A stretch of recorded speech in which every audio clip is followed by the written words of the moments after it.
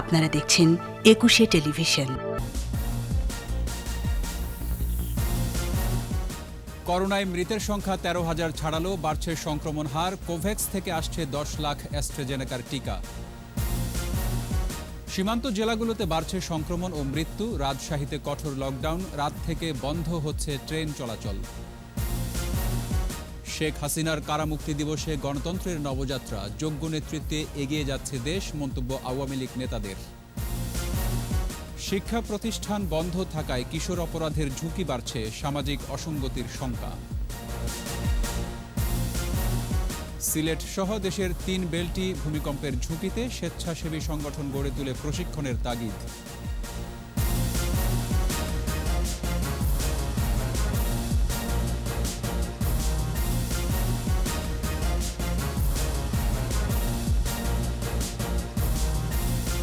শুনছিলেন first security ইসলামী bank limited সংবাদ শিরোনাম। আমন্ত্রণ সন্ধ্যা ৪:২১ সংবাদে, সাথে আছি রক্তিম ত্রিপুরা। দর্শক, একুশে টেলিভিশনের সংবাদ একই সাথে সরাসরি দেখতে পাবেন আমাদের ফেসবুক পেজ www.facebook.com/ekushe24 অনলাইনে। কোভিড-19-এ একদিনে ৪৩ জনের মৃত্যু হয়েছে। এ নিয়ে দেশে মৃতের সংখ্যা ১৩,০০০ ছাড়ালো। একদিনে শনাক্ত হয়েছে ২,৪৫৪ জন। দৈনিক সংক্রমণ হার বেড়ে হয়েছে ১৩.২৪%।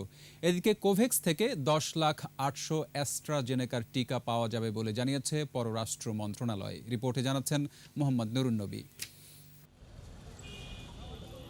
কিছুদিন আগেও রাজধানী ঢাকা ছিল সংক্রমণের কেন্দ্র।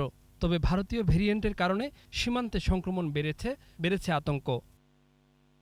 গেল ২৪ ঘন্টায় নতুন করে করোনা শনাক্ত হয়েছে ২,৪৫৪ জন। এর মধ্যে রাজশাহী বিভাগে ৬৮২ ও খুলনায় ৫৯৯ জন। ঢাকায় এই সংখ্যা ৪৮০। মারা যাওয়া ৪৩ জনের সবচেয়ে বেশি রাজশাহীতে।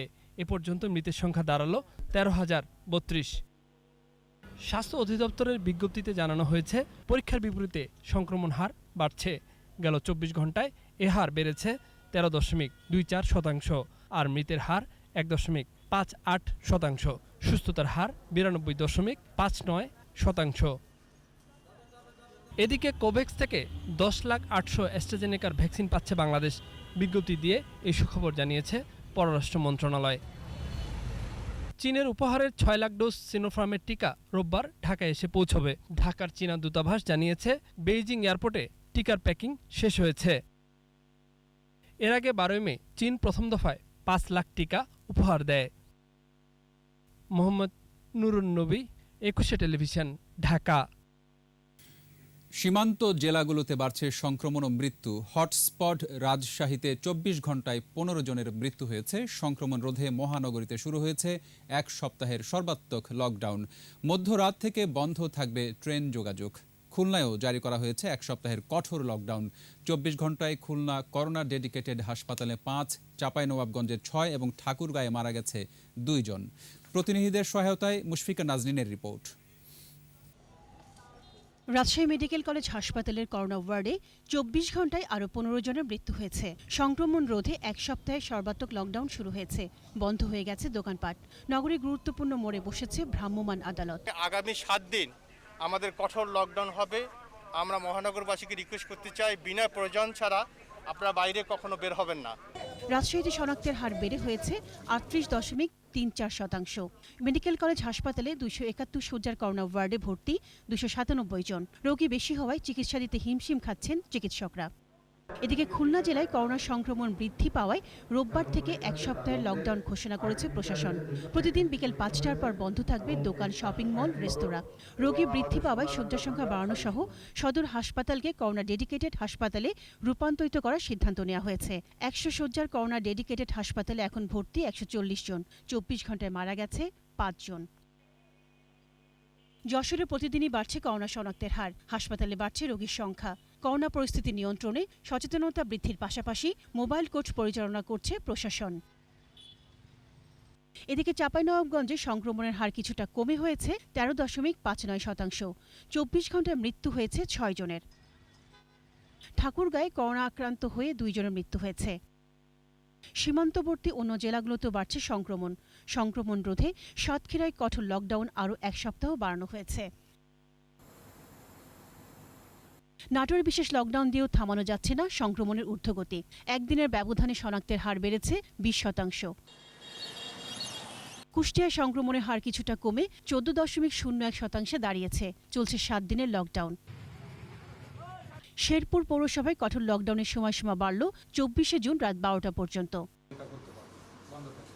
নওগাঁয় সংক্রমণের হার 21.45%।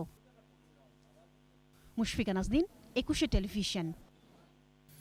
1/11-এর অন্ধকার সময় গণতন্ত্র অবরুদ্ধ।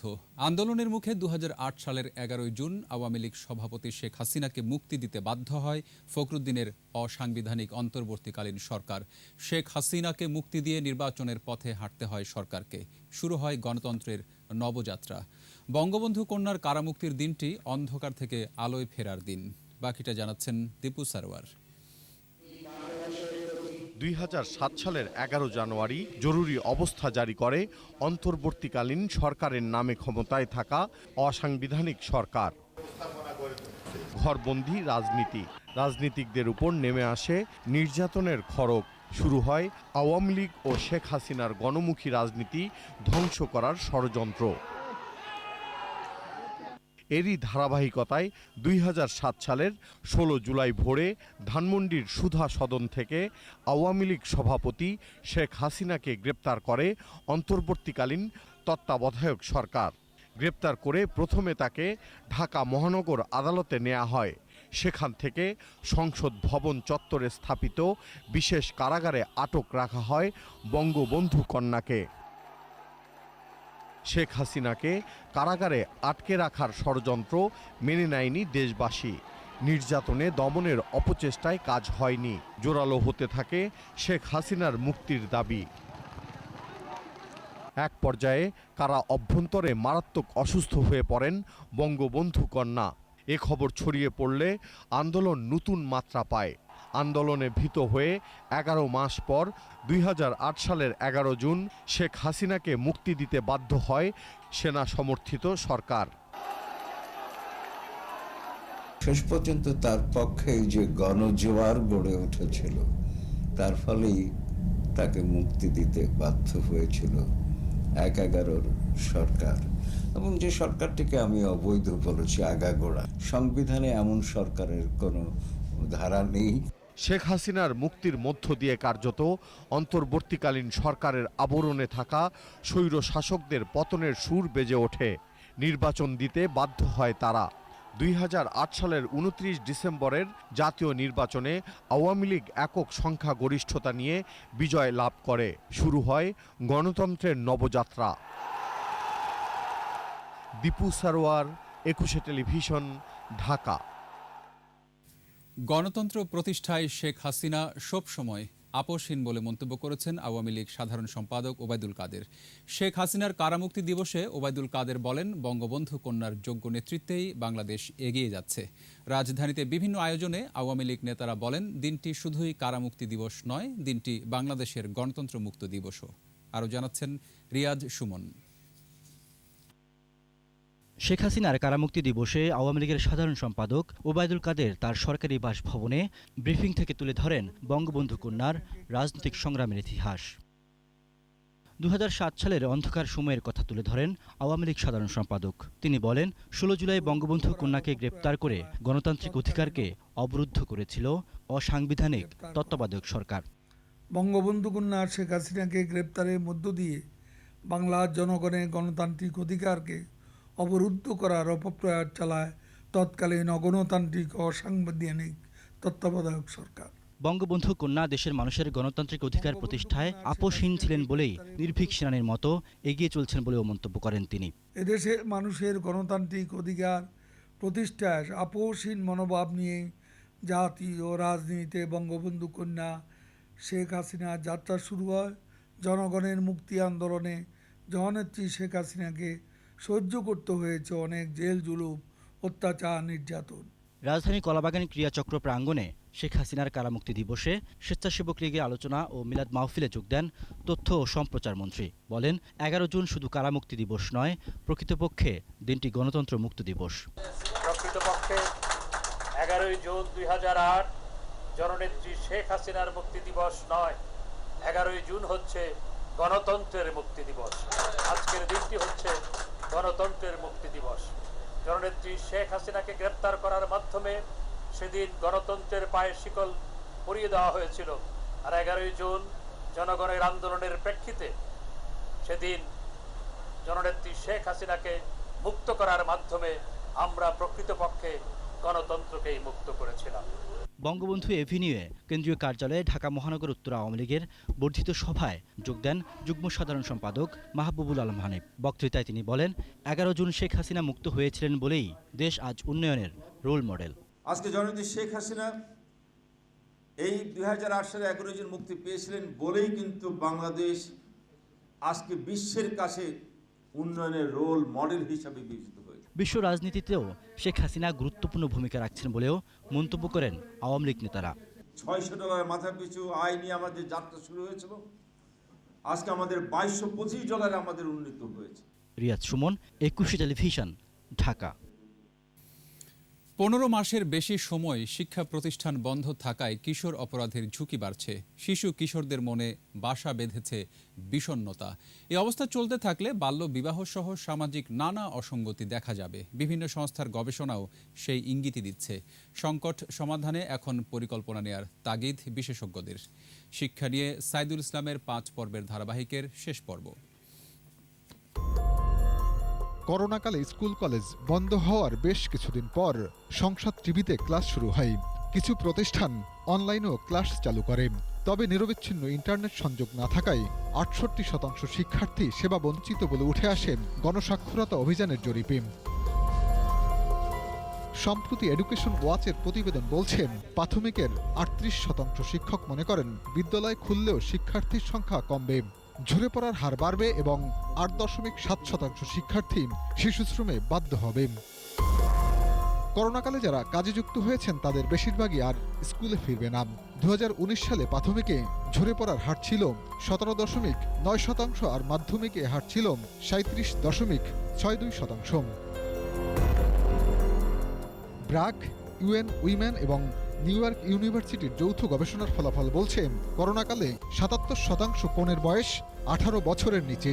বাল্যবিবাহের হার বেড়েছে 26%। 2020 সালের এপ্রিল থেকে অক্টোবর পর্যন্ত 7 মাসে 13,886টি বাল্য বিবাহ হয়েছে। বাড়ছে কিশোর অপরাধ। সম্প্রতি ঢাকা ও কয়েকটি বিভাগীয় শহরে কিশোর গ্যাংয়ের দৌরাত্ম্য বেড়েছে। এ নিয়ে চিন্তিত অভিভাবকরা। করোনাকালে কম আয়ের মানুষগুলো এমনিতেই বিপাকে, বাধ্য হয়ে সন্তানদের কাজে দিয়েছেন। প্রথমত সামাজিক নিরাপত্তার কারণে, দ্বিতীয়ত হচ্ছে খাওয়াতে পড়াতে পারছে না, আয় কমে গেছে, অমুক হয়ে গেছে। তবু যদি বিয়ে দিয়ে মেয়েটাকে অন্যত্র পাত্রস্থ করা যায় তাহলে একটা খোরাকি কমে গেল। সেই সাথে চুরি চামারি বেড়ে গেছে। এই আশেপাশের থেকে তারা সন্ধ্যা হলে হাইজ্যাক করে। অন্যদিকে দেখছি যাদের বাবার অবৈধ পয়সা আছে, হোকা খাচ্ছে, তারপর সীসা খাচ্ছে। এগুলো তো একটা ভয়াবহ অবস্থায়। অভিভাবকরা জানান, অনলাইনে ক্লাস থাকায় মোবাইলে আসক্তি বাড়ছে। বিভিন্ন গবেষণা বলছে, দ্রুত ক্লাসে ফিরতে চায় 75% শিক্ষার্থী, 82% শিক্ষকও স্কুল খুলে দেওয়ার পক্ষে। সাইদুল ইসলাম, একুশে টেলিভিশন, ঢাকা। ক্রমাগত শক্তি সঞ্চয়ের ফলে দেশের পূর্ব ও উত্তর পূর্বাঞ্চলের 3টি স্পট ভূমিকম্পের ঝুঁকিতে আছে। ভূমিকম্পের ক্ষয়ক্ষতি ও দুর্যোগ মোকাবেলায় স্বেচ্ছাসেবী সংগঠন গড়ে তোলা সহ স্বেচ্ছাসেবীদের প্রশিক্ষণে সরকারি বেসরকারি উদ্যোগ বাড়ানোর পরামর্শ ভূতত্ত্ববিদদের। আর ভূমিকম্পের মতো দুর্যোগে উদ্ধার তৎপরতা ও ব্যবস্থাপনায় বরাদ্দ বাড়ানোর তাগিদ দিয়েছেন অর্থনীতিবিদরা। মানিক শিকদারের রিপোর্ট। 29 মে থেকে 7 জুন 10 দিনে 8 বার কেঁপেছে সিলেট। ভূমিকম্পের কেন্দ্রস্থল আসাম ও সিলেটের ডাউকি বেল্ট। কয়েক শতাব্দী ধরে দেশের 3 দিকে 3 বেল্টে বিপুল পরিমাণ শক্তি সঞ্চার হয়েছে। ভূতত্ত্ববিদদের আশঙ্কা, এই 3 বেল্টেই যে কোনো সময় বড় মাত্রার ভূমিকম্প হতে পারে। বাংলাদেশ 3টা প্লেটের সংযোগস্থলে অবস্থিত, ইন্ডিয়া প্লেট, বার্মা প্লেট এবং উত্তরে হচ্ছে তিব্বত প্লেট। এইখানে যে সঞ্চিত শক্তি সেটা বের হয় নাই, সেই শক্তিটা এখনো জমা হয়ে রয়েছে। যেখানে বাংলাদেশের অভ্যন্তরেই 2টা প্লেটের সংযোগস্থল এবং প্লেট 2টা খুবই সক্রিয়, তাহলে সেখানে স্বাভাবিকভাবেই আপনার ভূমিকম্প হবে। এখন পর্যন্ত ভূমিকম্পের পূর্বাভাস নির্ণয় পদ্ধতি আবিষ্কার হয়নি, কিন্তু সিলেটের ধারাবাহিক কম্পন বড় দুর্যোগের ইঙ্গিত দিচ্ছে। তাই ভূমিকম্প পরবর্তী দুর্যোগ মোকাবেলায় ব্যক্তি ও সাংগঠনিক পর্যায়ে প্রশিক্ষণ ও সচেতনতামূলক কার্যক্রম বাড়ানোর তাগিদ বিশেষজ্ঞদের। মহড়ার মাধ্যমে তার মানসিক মনোবলকে বৃদ্ধি করা এবং প্রশিক্ষণ দেওয়া যে হ্যাঁ এইটা হচ্ছে নিরাপদ জায়গা, এইখানে যেতে হবে। বড় বড় বুলডোজার কিনবে, এটার কিন্তু অনেক প্রস্তাব বিভিন্ন সময় এসছে আমার। আমরা বারবার বলেছি ভূমিকম্প সহনীয় যদি ভবন করা যায়, ম্যানেজমেন্টের উপর চাপটা কমে যাবে। তবে ওখানে ম্যানেজমেন্ট অবশ্যই লাগবে। রেস্ট যে 10% বা 50% মানুষকে উদ্ধার করার ব্যাপারটা আছে, ওখানে ম্যানেজমেন্ট একটা ব্যাপার আছে। এদিকে জাতীয় বাজেটে দুর্যোগ মোকাবেলায় বরাদ্দ বাড়ানোর তাগিদ দিয়েছেন অর্থনীতিবিদরা। ভূমিকম্পর ক্ষেত্রে সেটার সাথে খুব ঝুঁকিপূর্ণ এলাকাগুলোকে চিহ্নিত করা, অ্যাকোমোডেশন গুলোকে চিহ্নিত করা, সেই ব্যবস্থাপনা, সেগুলোর জন্য একটা বড় কর্মপরিকল্পনা এবং সেই অনুযায়ী বাজেট। তো এই বিষয়গুলো কিন্তু আসলে দেখা যাচ্ছে একটা মিসিং থেকে যাচ্ছে। তথ্য প্রযুক্তি ব্যবহার করে ভূমিকম্পের মতো দুর্যোগ মোকাবেলায় কার্যকর উদ্যোগ নেয়ার পরামর্শ বিশেষজ্ঞদের। ভেরি সিম্পল অ্যাপস আপনার তৈরি হবে, প্রত্যেকটা সেলফোনে তারা সেটা ইনস্টল করে রাখবে। ভূমিকম্প যখন হবে ওই অ্যাপসের ওই বুটনগুলা টিপবে যে হ্যাঁ তার এলাকার অবস্থাটা কিরকম। মানিক শিকদার, 21 টেলিভিশন, ঢাকা। নিচ্ছি প্রিমিয়ার ব্যাংক লিমিটেড সংবাদ বিরতি। যখন ফিরছি তখন অন্যান্য খবরের সঙ্গে আরও থাকবে। কোভিড পরবর্তী হার্ট ও কিডনি জটিলতায় খালেদা, উন্নত চিকিৎসার জন্য বিদেশে যাওয়ার অনুমতির দাবি। আবারও বেড়েছে চাল ও ভোজ্য তেলের দাম, স্বস্তি নেই সবজির বাজারে। আমন্ত্রণ আবারও সন্ধ্যা 7:21 সংবাদে। বিএনপি নেত্রী বেগম খালেদা জিয়ার চিকিৎসা দেশে সম্ভব নয়। উন্নত চিকিৎসার জন্য তাকে বিদেশে যাবার অনুমতি দেওয়ার দাবি জানিয়েছেন মহাসচিব মির্জা ফখরুল ইসলাম আলমগীর। গুলশান কার্যালয়ে সংবাদ সম্মেলনে মির্জা ফখরুল বলেন, দেশের বিশিষ্ট চিকিৎসকদের সমন্বয়ে গঠিত মেডিকেল বোর্ড বেগম জিয়াকে চিকিৎসা পরামর্শ দিচ্ছেন। করোনা থেকে সেরে উঠলেও তার কিডনি ও হার্টে সমস্যা রয়েছে বলে জানান তিনি। বলেন, চিকিৎসকদের মতে তার দেশে আর উন্নত চিকিৎসা সম্ভব নয়। যে বাংলাদেশের যে আমাদের যে হাসপাতালগুলো আছে, যে অ্যাডভান্স সেন্টারগুলো আছে, এগুলো যথেষ্ট নয় তার এই ট্রিটমেন্টের জন্য। It's not enough for her treatment. এবং তার অ্যাডভান্স, তারা বারবার বলছেন যে তার যেটা দরকার, তার বয়স, তার অসুখগুলোর নিয়ে তার আসলে একটু আরও ফার্দার অ্যাডভান্স সেন্টারে যাওয়াটা তার খুব জরুরি ফর হার ট্রিটমেন্ট। আমরা সেটা বারবার বলেছি, সেটাই বলছি। এক সপ্তাহের ব্যবধানে বেড়েছে চাল ও ভোজ্য তেলের দাম। প্রকারভেদে কেজিতে চালের দর বেড়েছে 2 টাকা, লিটারে 5 থেকে 60 টাকা বেড়ে সয়াবিন তেল বিক্রি হচ্ছে 148 টাকায়। সবজির বাজারেও স্বস্তি নেই। সাইদুল ইসলামের রিপোর্ট। নতুন চাল আসার পর কিছুটা কমেছিল দর, কিন্তু এক সপ্তাহের ব্যবধানে ফের চড়া চালের বাজার। প্রকারভেদে কেজিতে বেড়েছে 2 টাকা। চালের ডিলার যারা, তারা বলতে যে চালের দামটা একটু বাড়তি আছে, হয়তো 1 টাকা, কখনো কখনো পরের দিনে বলছে যে 2 টাকা বাড়ছে, মানে প্রতি কেজিতে 1 টাকা, 100 কেজিতে 200 টাকা। আর এক দফা বেড়েছে ভোজ্য তেলের দাম। 1 লিটারের বোতলজাত সয়াবিন বিক্রি হচ্ছে 148 টাকায়। কিন্তু বর্তমানে যে রেটটা আসছে সেটা একটু বাড়তি আসছে, 148 টাকা হইতে পারে বা 47 টাকা হইতে পারে, এরকম। স্বস্তি নেই সবজির বাজারেও। প্রায় সব ধরনের সবজির দাম চড়া। বিক্রেতাদের দাবি সরবরাহ কম, তাই দাম বেশি। কম কারণ মাল আসে কম। গাজর এখন বর্তমানে 100 টাকা কেজি বেচতে আছে, আর টমেটো 70-60 বেচতে আছে বর্তমানে। আর করলার দামটা একটু বেড়েছে। বাড়তি দামে অসন্তুষ্ট ক্রেতারা।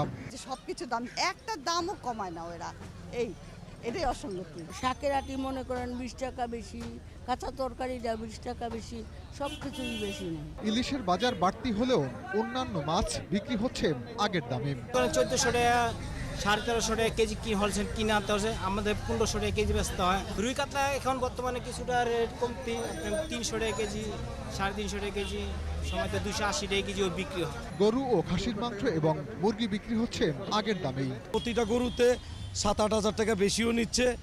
আমাদের মনে করেন যে ব্যবসার অবস্থা ভালো না, লাভও হচ্ছে না ঠিক মতন। সাইদুল ইসলাম, 21 টেলিভিশন, ঢাকা। শিশুদের মেধাকে সঠিকভাবে কাজে লাগাতে পারলে ভবিষ্যতে দেশের মাটি থেকেই স্যাটেলাইট উৎক্ষেপণ সম্ভব হবে বলে মন্তব্য করেছেন আইসিটি প্রতিমন্ত্রী Junaid Ahmed Palak. High school programming প্রতিযোগিতার বিজয়ীদের পুরস্কার প্রদান অনুষ্ঠানে যোগ দিয়ে তিনি বলেন, রূপকল্প বাস্তবায়ন সহ ডিজিটাল বিশ্বের নেতৃত্ব দেবে বাংলাদেশ। 444টি উপজেলার 11,693 জন প্রতিযোগী এই স্কুল প্রোগ্রামিংয়ে অংশ নেয়। অনুষ্ঠানে কম্পিউটার কাউন্সিলের কর্মকর্তারা ছাড়াও উপস্থিত ছিলেন ডক্টর মোহাম্মদ জাফর ইকবাল।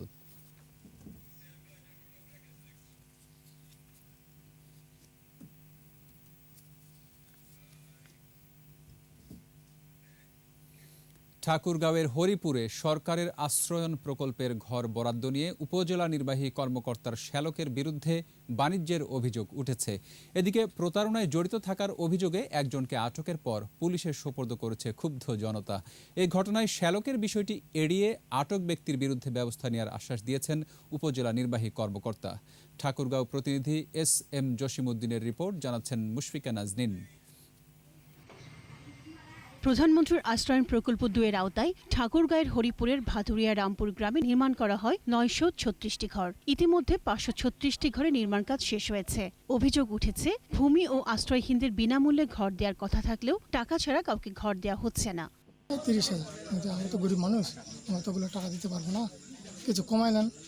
তখন শোনা আর কি আমি গরু বিক্রি করে 24,000 টাকা ওনার হাতে দিয়েছি। আমরা একটা ঘর নিচ্ছি আর কি, টাকা দিছি 15,000 টাকা। টাকা ছাড়া কোনো ঘর বাড়ি পায় না মানুষ, এর প্রমাণ কালকে ভাতুরিয়ায় পাওয়া গেছে। সরকার যেই বরাদ্দটা দিচ্ছে সেভাবেই হওয়া উচিত, সেটা না হয়ে সব থেকে নিম্নমানের কাজ হচ্ছে। এই ঘটনায় অর্থ আত্মসাতের অভিযোগে আবুল কালাম আজাদ নামে একজনকে আটক করে বিক্ষুব্ধ জনতা। প্রাথমিক জিজ্ঞাসাবাদে তিনি জানান, উপজেলা নির্বাহী কর্মকর্তা শ্যালক তানবিন হাসানের নির্দেশে ওই এলাকায় 8-9 জনের কাছ থেকে টাকা নেওয়া হয়েছে। 9 জনের কাছ থেকে আমি 1,59,74,000 টাকা।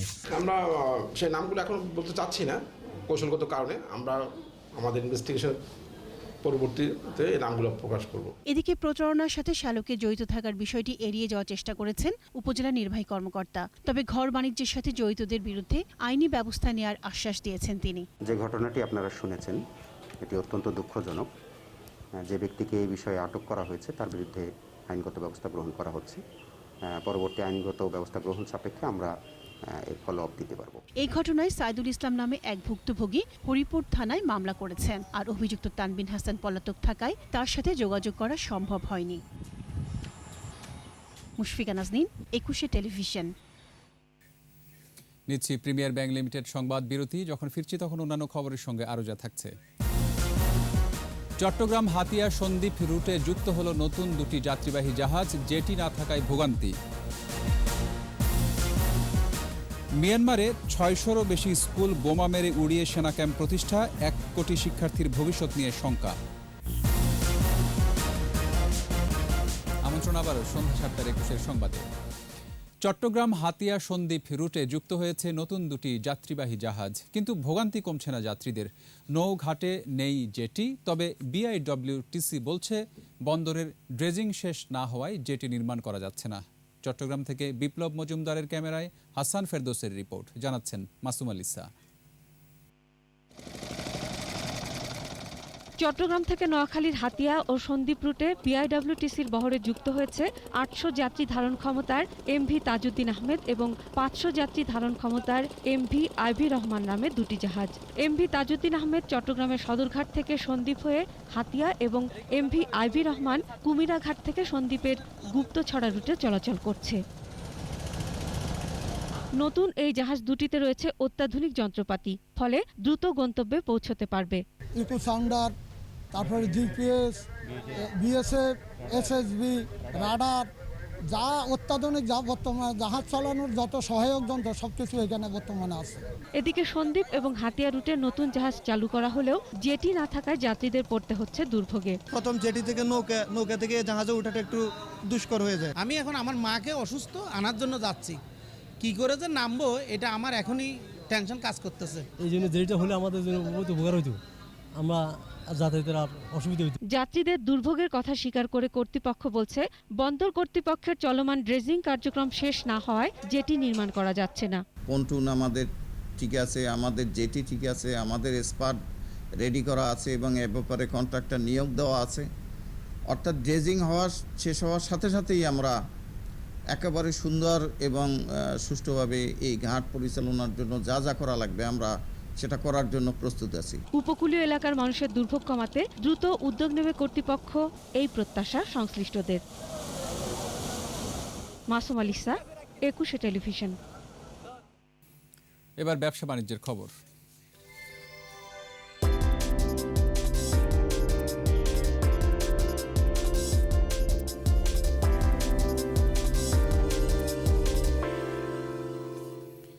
একদিনের ব্যবধানে দিনাজপুরের হিলি স্থলবন্দরে পাইকারিতে পেঁয়াজের দাম কমেছে কেজিতে 2 থেকে 3 টাকা। আমদানি বাড়লে দাম আরও কমবে বলে জানিয়েছেন ব্যবসায়ীরা। পেঁয়াজ আমদানির অনুমতি না দেওয়ায় হিলিসহ দেশের বিভিন্ন স্থলবন্দর দিয়ে 1 মাসেরও বেশি সময় ধরে আমদানি বন্ধ থাকে। এতে সরবরাহ কমায় পণ্যটির দাম বাড়তে থাকে। সম্প্রতি সরকার ইম্পোর্ট পারমিট দেওয়ায় আমদানি শুরু হয়। এতে দেশের বাজারে দাম কমতে শুরু করে। একদিন আগেও প্রতি কেজি 30 থেকে 32 টাকা দরে বিক্রি হলেও এখন তা কমে বিক্রি হচ্ছে 27 থেকে 30 টাকা দরে। আর এরই সাথে শেষ করছি সন্ধ্যা 7টার 21 সংবাদ। যাবার আগে ফার্স্ট সিকিউরিটি ইসলামী ব্যাংক লিমিটেড সংবাদ শিরোনামগুলো আরও একবার। করোনায় মৃতের সংখ্যা 13,000 ছাড়ালো, বাড়ছে সংক্রমণ হার। কোভ্যাক্স থেকে আসছে 10 লাখ অ্যাস্ট্রাজেনেকার টিকা। সীমান্ত জেলাগুলোতে বাড়ছে সংক্রমণ ও মৃত্যু। রাজশাহীতে কঠোর লকডাউন, রাত থেকে বন্ধ হচ্ছে ট্রেন চলাচল। শেখ হাসিনার কারামুক্তি দিবসে গণতন্ত্রের নবযাত্রা, যোগ্য নেতৃত্বে এগিয়ে যাচ্ছে দেশ, মন্তব্য আওয়ামী লীগ নেতাদের। শিক্ষা প্রতিষ্ঠান বন্ধ থাকায় কিশোর অপরাধের ঝুঁকি বাড়ছে, সামাজিক অসঙ্গতির শঙ্কা। সিলেট সহ দেশের 3 বেল্টই ভূমিকম্পের ঝুঁকিতে, স্বেচ্ছাসেবী সংগঠন গড়ে তুলে প্রশিক্ষণের তাগিদ।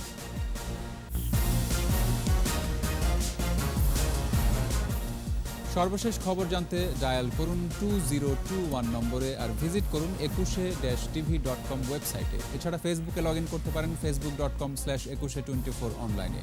পরের সংবাদ রাত 9টায় দেখার আমন্ত্রণ রইল। স্বাস্থ্যবিধি মেনে চলুন, সুস্থ থাকুন।